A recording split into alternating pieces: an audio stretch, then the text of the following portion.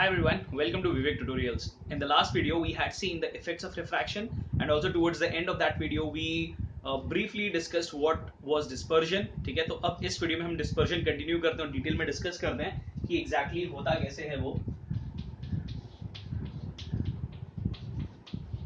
So हमने last video में discuss किया था कि जब तक सन का लाइट जो कि वाइट लाइट है उसमें 7 कलर्स ऑलरेडी प्रेजेंट होते हैं, और जब तक ये एयर या वैक्यूम में ट्रैवल कर रहे होते हैं इनका जो स्पीड है वो फ्रीक्वेंसी पे डिपेंड नहीं करता है, उन सबका स्पीड सेम होता है. लेकिन जब वो किसी मीडियम में एंटर करते हैं तो उनका स्पीड फ्रीक्वेंसी पे डिपेंड करने लगता है, और इस वजह से उन सबका स्पीड चेंज हो जाता है. स्पीड चेंज हो जाने की वजह से उन सबको अलग अलग रास्ता, अलग अलग पाथ लेना पड़ता है, and hence they split and this was called dispersion. तो ये डिस्पर्जन वाला जो कॉन्सेप्ट है वो सबसे पहले ऑफ कोर्स पढ़ा था द ग्रेट साइंटिस्ट न्यूटन ने. उन्होंने क्या किया था, एक प्रिज्म लिया था. Prism is a triangular piece of glass. जैसे ग्लास स्लैब रेक्टेंगुलर होता है, ये ट्रायंगुलर होता है, इसको प्रिज्म बोलते हैं. तो और इन्होंने यहाँ पे एक स्क्रीन रखा था, ठीक है, जिसपे वो देखना चाहते थे कि लाइट आता है तो क्या इफेक्ट या क्या चेंज देखने मिलता है. तो उन्होंने क्या किया ना, इस पे व्हाइट लाइट पास करवाया ऐसे. तो व्हाइट लाइट जब पास करवाया तो व्हाट डिड यू ऑब्जर्व कि ये जो व्हाइट लाइट है ना, यहां से स्प्लिट होता है. अब ये लाइट को जाना चाहिए था स्ट्रेट ऐसे. Had there been no glass prism, the light should have traveled straight. तो ये व्हाइट लाइट है, ठीक है. This is white light. But light ऐसे नहीं गया, वो बेंड हुआ, और बेंड होने के साथ तो स्प्लिट भी हुआ.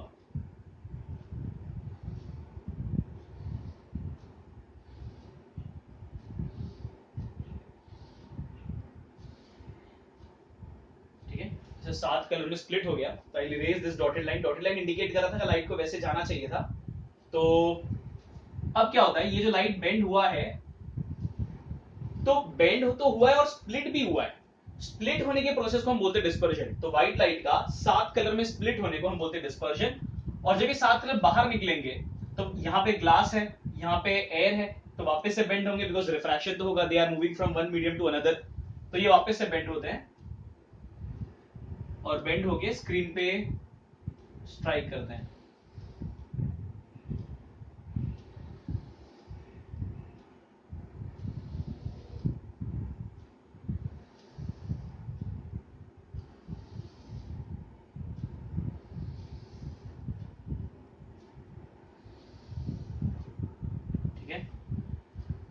तो सबसे ऊपर होता है red, violet, indigo, blue, green, yellow, orange and red. ठीक है,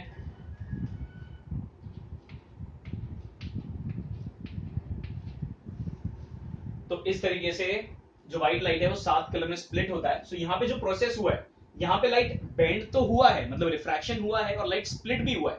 सो यहाँ पे दोनों प्रोसेस हो रहा है. फर्स्ट सरफेस जो है प्रिज्म का, उस पे दोनों सरफेस हो रहा है, रिफ्रैक्शन भी हो रहा है क्योंकि बेंड हुआ है लाइट, और स्प्लिट भी हो रहा है, तो डिस्पर्जन भी हुआ है. लेकिन दूसरे फेस पे सिर्फ लाइट बेंड हुआ है, तो यहाँ पर सिर्फ रिफ्रैक्शन हुआ है. So the process of splitting of white light into 7 different colors is called dispersion, जो हमने लास्ट वीडियो में डिस्कस किया था. और ये जो ग्रुप ऑफ कलर्स मिलता है, the group or the band of colors obtained is called spectrum. ठीक है, इस स्पेक्ट्रम में सबसे ऊपर होता है रेड, सबसे नीचे होता है violet light. And if you observe, सबसे ज्यादा बेंड हुआ है violet light. If you have a look, ये इंसिडेंट लाइट था and this is the desired path of light.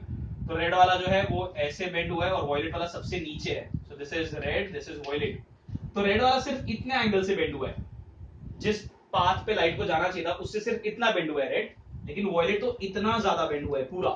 ठीक है, तो वॉयलेट सबसे ज्यादा बेंड होता है, वॉयलेट सबसे नीचे आ जाता है, और रेड सबसे ऊपर होता है. तो red bends the least, violet bends the most. और इन सब कलर का रिफ्रैक्टिव इंडेक्स भी अलग अलग होता है. ठीक है, और अलग अलग रिफ्रैक्टिव इंडेक्स होने की वजह से ये अलग अलग एंगल से बेंड होते हैं, and thus we obtain spectrum. ठीक है, तो this is how Newton concluded कि व्हाइट लाइट में ही 7 कलर होता है. ऐसा नहीं है कि ये जो प्रिज्म है ये 7 कलर क्रिएट नहीं कर रहा है. 7 कलर ऑलरेडी व्हाइट लाइट में था, प्रिज्म बस उन व्हाइट लाइट को स्प्लिट कर दे रहा है, अलग अलग कर दे रहा है. अलग अलग करके it just allows the light to flow through it. मतलब कैसे, अगर suppose if I break down a wall, अगर मैं कोई दीवार को तोड़ता हूं तो मुझे ब्रिक्स मिलेगा, कंक्रीट मिलेगा, सीमेंट होगा, आयरन रॉड्स होंगे। तो जब हम कोई दीवार को तोड़ते हैं ये सब चीज मिल रहा है, तो क्या दीवार ये सब चीज क्रिएट किया है? नहीं, दीवार इन चीजों से बना था और उसमें ही स्प्लिट हो गया। जब मैं दीवार को तोड़ता हूं तो दीवार ये सब चीज क्रिएट नहीं कर रहा है मेरे लिए, ऑलरेडी इन सब चीज से ही दीवार बना था। तो वैसे व्हाइट लाइट यहां पर 7 कलर क्रिएट नहीं कर रहा होता है, सातों कलर से ही व्हाइट लाइट बना होता है और उसमें ही वो स्प्लिट हो जाता है। तो प्रिज्म 7 कलर क्रिएट या प्रोड्यूस नहीं कर रहा है, बस व्हाइट लाइट को स्प्लिट कर देता है। And this process is called dispersion and the band of colours obtained is called spectrum. अगर सपोज मैंने एक प्रिज्म रखा है, इसके बाद मैं एक और दूसरा प्रिज्म रखता हूं। सपोज ये पहला प्रिज्म है और ये दूसरा प्रिज्म है।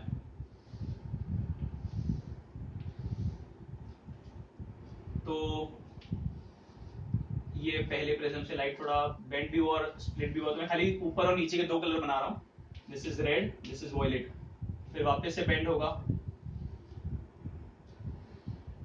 Red, violet.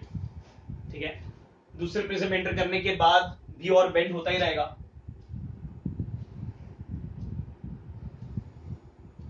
और बेंड होके ऐसे बाहर निकल जाएगा। ठीक है, तो कुछ नया नहीं है। यहां पे सिर्फ पहले सरफेस पे डिस्पर्जन हुआ है और रिफ्रैक्शन भी हुआ है, फिर यहां पे भी रिफ्रैक्शन, यहां पे भी रिफ्रैक्शन, यहां पे भी रिफ्रैक्शन। लेकिन अगर हम एक प्रिज्म सीधा और एक प्रिज्म उल्टा रखते हैं, इन्वर्टेड रखते हैं, तो हम क्या ऑब्जर्व करेंगे? Let's find it, it's a bit interesting.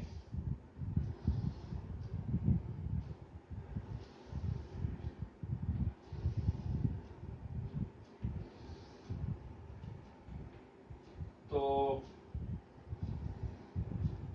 ये व्हाइट लाइट स्प्लिट हुआ in red and violet. Red और वॉयलेट वापस से बेंड होंगे बाहर निकलने के बाद, रेड और वॉयलेट। अब ये प्रिज्म इन्वर्टेड रखने से क्या होता है, ये प्रिज्म ना इस प्रिज्म के डिस्पर्जन के इफेक्ट को कैंसिल आउट कर देता है। यहां पे कैसा था, दोनों प्रिज्म सीधे ही थे, तो इसने जो भी काम किया ये उसको बस बेंड करते जाता है।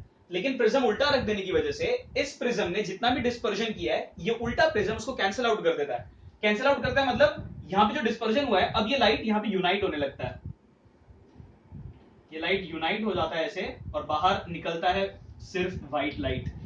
ठीक है, सो इसलिए इन्वर्टेड प्रिज्म वाला काफी इंटरेस्टिंग है। इन्वर्टेड प्रिज्म रखेंगे तो जो हमने व्हाइट लाइट पास करवाया था, पहले प्रिज्म के पास होने के बाद डिस्पर्जन हुआ, बेंडिंग हुआ, दूसरा इन्वर्टेड प्रिज्म ये लाइट को, ये कलर्स को रीयूनाइट कर देता है, और रीयूनाइट करने के बाद ये व्हाइट लाइट ही पास होता है। तो जब इन्वर्टेड प्रिज्म रखेंगे तो भेजेंगे हम white light, end of the second prism पे भी हमको व्हाइट लाइट मिलेगा। लेकिन अगर सीधा प्रिज्म रखते हैं तो व्हाइट लाइट पास कर रहा है तो अलग अलग कलर के लाइट मिलेंगे, ऑफ कोर्स बीच में सारे कलर्स और प्रेजेंट होंगे। ठीक है, तो ये चीज ध्यान रखना है। Then moving ahead with the next topic, that is a very important topic, total internal reflection। ये वो टॉपिक है जिसके बारे में मैं लास्ट वीडियो में बात कर रहा था कि हम ये टॉपिक करेंगे और उसके बाद हम वो मिराज पढ़ेंगे। ठीक है, तो now it's time to study total internal reflection.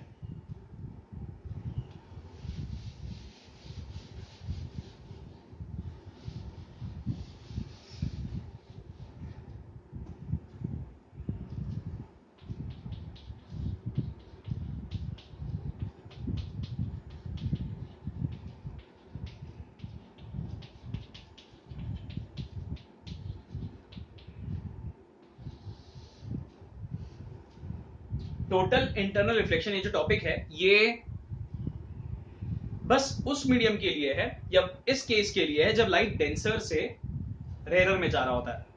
तो जो टॉपिक है that is only applicable when light is travelling from denser to rarer. Rarer to denser के लिए ये टॉपिक है ही नहीं। ठीक है, सो जब कभी लाइट डेंसर से रेयरर में जाता है क्या होता है वो हम डिस्कस करते हैं। तो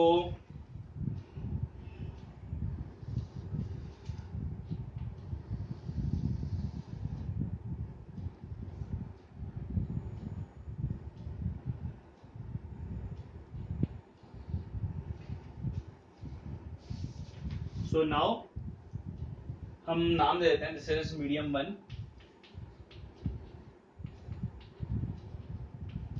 दिस इज मीडियम 2।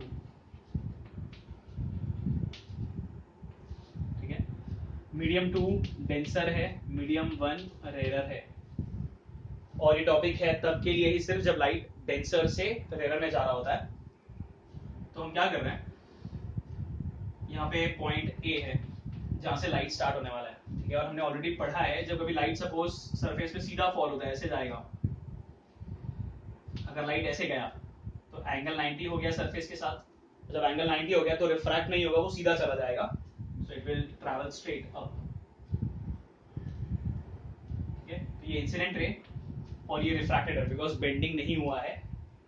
और एक चीज याद रखना है, जब हम बात करते हैं कि लाइट एक ट्रांसपेरेंट मीडियम से दूसरे ट्रांसपेरेंट मीडियम में जब एंटर करता है तो लाइट बेंड होता है, ठीक है, रिफ्रैक्शन तो हो रहा है, लेकिन लाइट पूरी तरह बेंड नहीं होता है।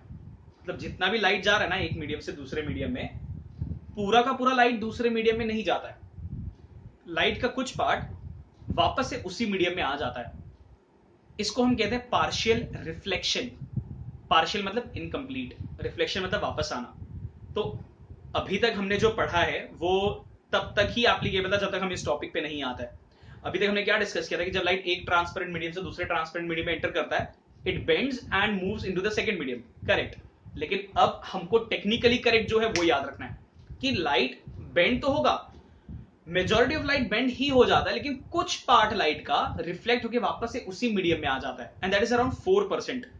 मतलब अगर 100% लाइट एक मीडियम से दूसरे मीडियम में जा रहा है तो 96% लाइट दूसरे मीडियम में चला जाएगा, बेंड हो जाएगा, 4% लाइट वापस से उसी मीडियम में आ जाता है, रिफ्लेक्ट होता है।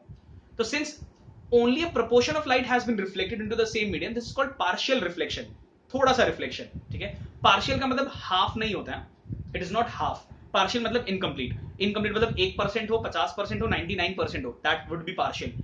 कंप्लीट तब होगा जब 100% होता है।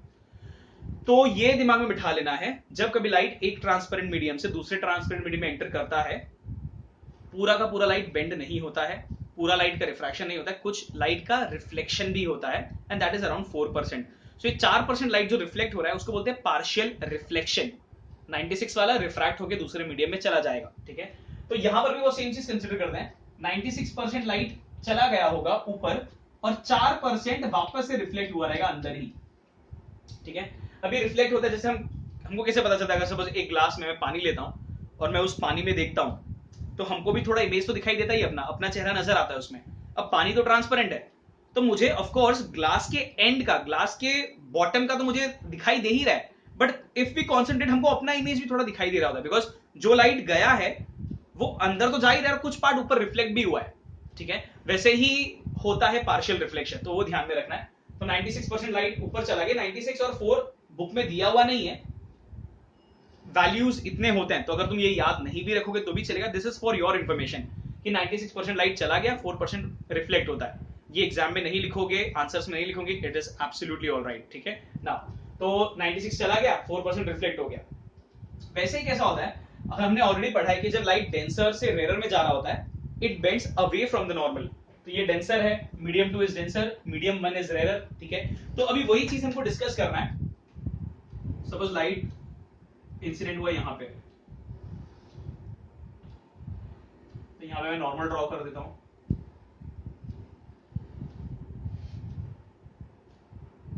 ठीक है।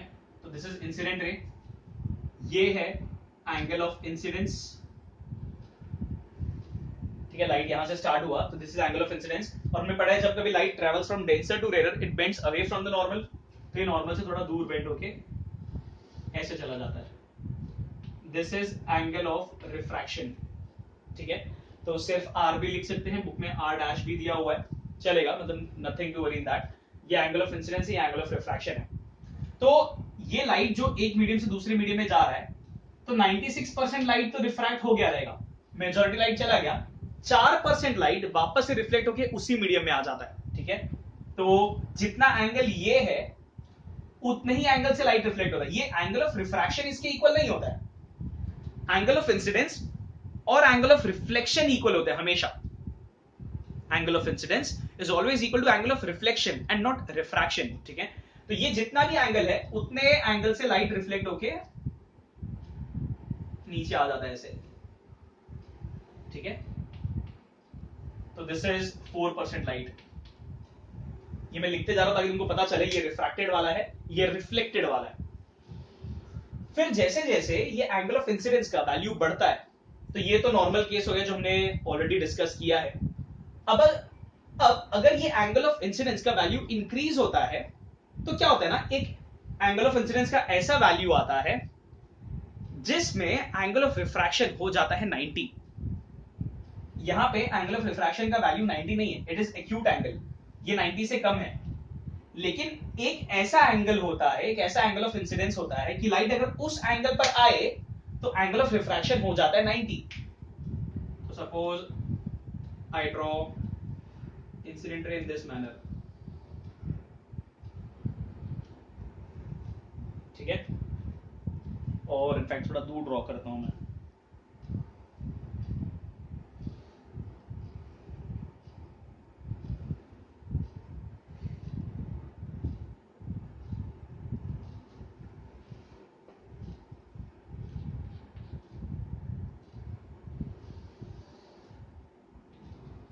सपोज लाइट यहां पे आया, दिस इज इंसिडेंट रे, यहां पे ड्रॉ करता हूं नॉर्मल, ठीक है। अब एंगल ऑफ इंसिडेंस हो गया ये इंसिडेंट रे और नॉर्मल के बीच एंगल, अब ये एंगल ऑफ इंसिडेंस है।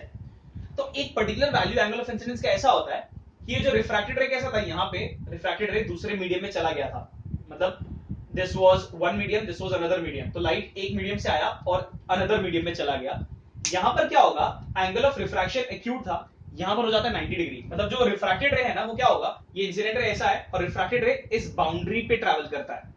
बाउंड्री पे मतलब वो इंटरफेस जो दो मीडियम को सेपरेट कर रहा है, सो रिफ्रैक्टेड रे इस लाइन पे ट्रैवल करता है, ठीक है।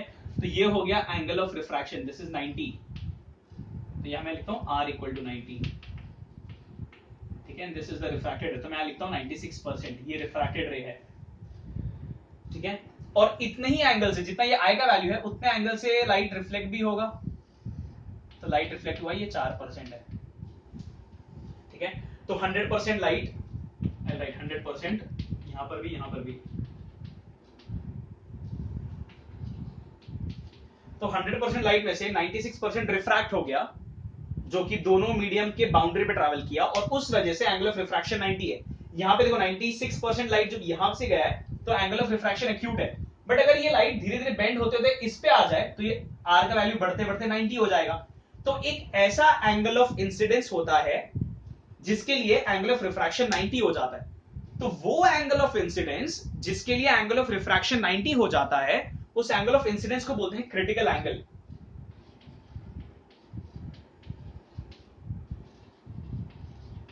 ठीक है। तो क्रिटिकल एंगल वो एंगल ऑफ इंसिडेंस है जिसके लिए एंगल ऑफ रिफ्रैक्शन 90 हो जाता है। तो याद रखने का कि क्रिटिकल एंगल ना एंगल ऑफ इंसिडेंस होता है, एंगल ऑफ रिफ्रैक्शन नहीं होता। एंगल ऑफ रिफ्रैक्शन तो 90 हो जाना चाहिए। So the angle of incidence for which the angle of refraction becomes 90 is called critical angle. ये क्रिटिकल एंगल का वैल्यू अलग अलग मीडियम के लिए अलग अलग होता है। ग्लास के लिए it is around 42 degree, water के लिए अराउंड 48 डिग्री, डायमंड के लिए अराउंड 25 डिग्री। तो जो क्रिटिकल एंगल है मतलब वो एंगल जिससे या जिस पे जब लाइट आया तो एंगल ऑफ रिफ्रैक्शन 90 हो जाएगा, ये अलग अलग मीडियम के लिए अलग अलग होता है, ठीक है। सो ग्लास के लिए 42, वाटर के लिए 48, डायमंड के लिए 25 एंड सो ऑन। तो ये वाला एंगल ऑफ इंसिडेंस हो गया क्रिटिकल एंगल, बिकॉज इसके लिए ही ये वाले वैल्यू पे नहीं हुआ R90, ये वाले वैल्यू पे हुआ R90, ठीक है। तो इसको बोलेंगे क्रिटिकल एंगल। तो हमने ऑलरेडी वो रिफ्रैक्टिव इंडेक्स का फॉर्मूला पढ़ा है sin I by sin R, तो मैं लिखता हूं refractive index of first medium upon first medium with respect to second, ठीक है। अब first with respect to second का मतलब होता है कि जो लाइट है, ऑफ कोर्स अभी हमने वो जो फॉर्मूला पढ़ा था sin I by sin R, उसमें हम क्या करते हैं, I होता है एंगल ऑफ इंसिडेंस, R होता है एंगल ऑफ रिफ्लेक्शन, ठीक है। तो हमको बस यही चीज का ध्यान देना है। तो अब यहाँ पे फॉर्मूला हो जाता है sin I by sin R, ठीक है। सो sin I, तो I यहां पर है क्रिटिकल एंगल, R का वैल्यू है 90, तो sin 90, या मैं ऐसे लिखता हूं इफ R is 90, sin 90 1 होता है, ठीक है। sin 90 1 होता है, क्योंकि अभी ध्यान देना है इसमें हमने जो लिखा है थोड़ा सा कंफ्यूजिंग हो सकता है, बट ये ध्यान देना है, ये पहला मीडियम है, ये दूसरा मीडियम है हमारे रे के हिसाब से, ठीक है। मतलब हम वही बात करते हैं ना, जहां पर इंसिडेंट रे होता है वो पहला मीडियम, जहां पर रिफ्रैक्टेड रे है वो दूसरा मीडियम। हमने यहां पर जो नेमिंग है वो उल्टा किया है, ठीक है। इसका मतलब जहां पर इंसिडेंट रे है, जो कि यूजुअली हमारा पहला मीडियम होता है, नाम के हिसाब से वो दूसरा मीडियम है, ठीक है। और ये जो दूसरा मीडियम है लाइट, उसमें बाद में जा रहा है, तो ये दूसरा मीडियम है, उसको हमने नाम दिया है मीडियम 1, ठीक है। तो तुमको कंफ्यूज नहीं होना है, तुमको बस ये ध्यान रखना है कि हम फॉर्मूला कैसे लिखते हैं। जब sine i by sine r लिखते हैं तो हम उस मीडियम का रिफ्रैक्टिव इंडेक्स फाइंड करते हैं जो बाद में आता है। इतना तो क्लियर है, बिकॉज हमने पढ़ा था कि रिफ्रैक्टिव इंडेक्स हमेशा बाद वाले मीडियम की वजह से होता है। तो रिफ्रैक्शन यहाँ पर बाद वाला मीडियम कौन सा है, मीडियम 1, तो हमने मीडियम 1 का रिफ्रैक्टिव इंडेक्स फाइंड किया, और लाइट आया कहां से, 2 से। तो बाद वाले मीडियम का ही रिफ्रैक्टिव इंडेक्स फाइंड करते हैं, तो बाद वाले का ही रिफ्रैक्टिव इंडेक्स फाइंड किया, जिसका नाम है 1, और 2 से लाइट आया, तो sine i by sine r, sine 90 का वैल्यू है 1, तो दिस बिकम्स साइन आई, ठीक है। तो ये हो गया refractive index of first medium with respect to second, और इसका जो फॉर्मूला है that is sine i, where i is the critical angle. अब यहाँ पे आई एंगल ऑफ इंसिडेंस नहीं है, बिकॉज ये एंगल ऑफ इंसिडेंस के लिए बन गया है ये क्रिटिकल एंगल, क्योंकि इसी एंगल के लिए तो R90 हुआ, ठीक है। So this is now the angle of incidence only, but critical angle बोलेंगे, इसको क्रिटिकल एंगल नहीं बोलेंगे, इसको क्रिटिकल एंगल बोलेंगे, ठीक है। और ये फॉर्मूला याद रखना है कि 1 upon, in fact refractive index of first medium with respect to second is sine i, ठीक है। तो ये हो गया क्रिटिकल एंगल वाला कॉन्सेप्ट। अब इसके बाद जो मेन टॉपिक पढ़ना है हमको, तो यहां पर भी इफ यू ऑब्जर्व 96% लाइट ये वाला है रिफ्रैक्टेड, जो दोनों मीडियम के बाउंड्री पे ट्रैवल कर रहा है, और 4% लाइट रिफ्लेक्ट हुआ है। अब क्या होता है, अगर एंगल ऑफ इंसिडेंस का वैल्यू इससे क्रिटिकल एंगल से भी ज्यादा हो, अगर एंगल ऑफ इंसिडेंस का वैल्यू क्रिटिकल एंगल से भी ज्यादा हो, सो उस केस में क्या होता है, ये जो लाइट है, सपोज मैं इसको ऐसे ड्रॉ करता हूं, ठीक है। तो ये इंसिडेंट रे ये वाला है, यहां पे नॉर्मल ड्रॉ करता हूं मैं, this is now angle of incidence, ठीक है। अब क्या होता है ना, यहां पे एंगल ऑफ रिफ्रैक्शन था एक्यूट, यहां पे था 90, अब लाइट यहां पे दूसरे मीडियम में गया था, यहां पे दोनों मीडियम के बाउंड्री पे ट्रैवल कर रहा था, अब रिफ्रैक्टेड रे बेंड होके अंदर आ जाता है, ठीक है। मतलब दिस इज 100% लाइट, रिफ्रैक्टेड रे, जो पहले केस में रिफ्रैक्टेड रे दूसरे मीडियम में गया था, दूसरे केस में रिफ्रैक्टेड रे बाउंड्री में ट्रैवल किया था, तीसरे में वो अंदर ही आ जाता है, तो ये अंदर ऐसे आ जाता है। तो ये है 96% लाइट, जो कि इतना ज्यादा रिफ्रैक्ट हुआ है कि वो वापस से उसी मीडियम में आ गया, ठीक है। मतलब ये लाइट ऐसे जो गया था वो इतना ज्यादा बेंड हुआ कि बेंड होके वापस से अपने मीडियम में ही आ गया, तो ये इतना ज्यादा बेंड होके अपने मीडियम में आ गया, तो ये वो रिफ्रैक्टेड रे है जो कि बेंड होके अंदर आ गया। अब जब वो जिस मीडियम में गया था उसी मीडियम में आ गया, तो इसको रिफ्रैक्शन तो नहीं बोल सकते, रिफ्रैक्शन होता है बेंडिंग, बट ये तो एक तरीके से बाउंस बैक हुआ है, मतलब जिस मीडियम में गया था उसी मीडियम में वापस से आ गया, so we can not term it as refraction, this is more of reflection, ठीक है। तो 96% चलो अंदर आ गया, और जैसे हमने पढ़ा था हर केस में 4% लाइट रिफ्लेक्ट होता है, 4% लाइट रिफ्लेक्ट होता है, तो यहां पर भी जो 4% लाइट रिफ्लेक्ट हुआ है वो इसी पाथ पर होता है, मतलब जिस पाथ पे रिफ्रैक्टेड रे है उसी पाथ पे दोनों, मतलब दोनों रिफ्रैक्टेड रे और रिफ्लेक्टेड रे एक ही पाथ पर होते हैं, तो मतलब 96 और 4 दोनों मिलके हो गए 100%, तो यहां पर 100% लाइट रिफ्लेक्ट हो रहा है, और ये फेनोमेनन को जहां पर पूरा का पूरा लाइट रिफ्लेक्ट होता है उसको बोलते हैं total internal reflection. If you observe, यहां सिर्फ 4% लाइट रिफ्लेक्ट हुआ, 96 चला गया था, यहां पर भी 96 दोनों मीडियम के बाउंड्री पे ट्रैवल करता, 4% ही रिफ्लेक्ट हुआ, बट यहां पर 4% जो रिफ्लेक्ट हुआ था उसके रास्ते पे रिफ्रैक्टेड रे वाला भी बेंड होके आ जाता है, तो टोटल लाइट जो रिफ्लेक्ट हुआ है वो 100% है। इस फिनोमिनन को हम बोलते हैं total internal reflection. Total internal reflection तब होता है जब angle of incidence critical angle से ज्यादा हो, ठीक है, आई right this here.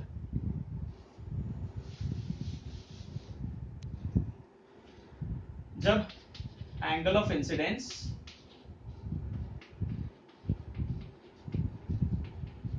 Critical angle से ज्यादा हो तब होगा टोटल इंटरनल रिफ्लेक्शन। ठीक है, अगर angle of incidence critical angle से कम हो तो नॉर्मल रिफ्रैक्शन, जो हमने ऑलरेडी पढ़ा है। अगर angle of incidence critical angle के बराबर हो तो भी रिफ्रैक्शन होगा, लेकिन एंगल ऑफ रिफ्रैक्शन होगा 90, और जो रिफ्रैक्टेड रे है वो दोनों मीडियम के बाउंड्री पे ट्रैवल करेगा। लेकिन अगर angle of incidence critical angle से भी ज्यादा हुआ तो light instead of refracting reflect होने लगता है, और रिफ्लेक्टेड रे भी उसी पाथ पर आ जाता है, तो दोनों मिलके हो गए 100%, तो पूरा का पूरा लाइट रिफ्लेक्ट हुआ है। इसको बोलते हैं टोटल इंटरनल रिफ्लेक्शन। और ये ध्यान देना है कि जो टोटल इंटरनल रिफ्लेक्शन है वो होने के लिए दो कंडीशंस होना ही चाहिए। पहला तो जो मैंने यहां पर लिखा है, देखो लाइट ये डेंसर मीडियम था, ये रेयर था, तो लाइट डेंसर से रेयर में जाने का ट्राई करा था, फिर ही ये हुआ। अगर ऐसा होता कि लाइट रेयर से डेंसर में आ रहा था तो ये टॉपिक ही नहीं है। तो लाइट हमेशा डेंसर से रेयर में जाना चाहिए। तो पहला चीज ध्यान रखना है, टोटल इंटरनल रिफ्लेक्शन होने के लिए the light should travel from denser to rare medium. Second, the angle of incidence should be greater than critical angle. अगर ये दो चीज है तो टोटल इंटरनल रिफ्लेक्शन होगा। अगर सपोज डेंसर टू रेयर जा रहा है, जैसे यहां पर भी दोनों केस में हुआ है, डेंसर टू रेयर है, डेंसर टू रेयर है, लेकिन angle of incidence critical angle से ज्यादा नहीं था, तो पूरा का पूरा लाइट रिफ्लेक्ट नहीं हुआ। तो टोटल इंटरनल रिफ्लेक्शन होने के लिए ये तो चाहिए ही, ये भी होना चाहिए, समझा?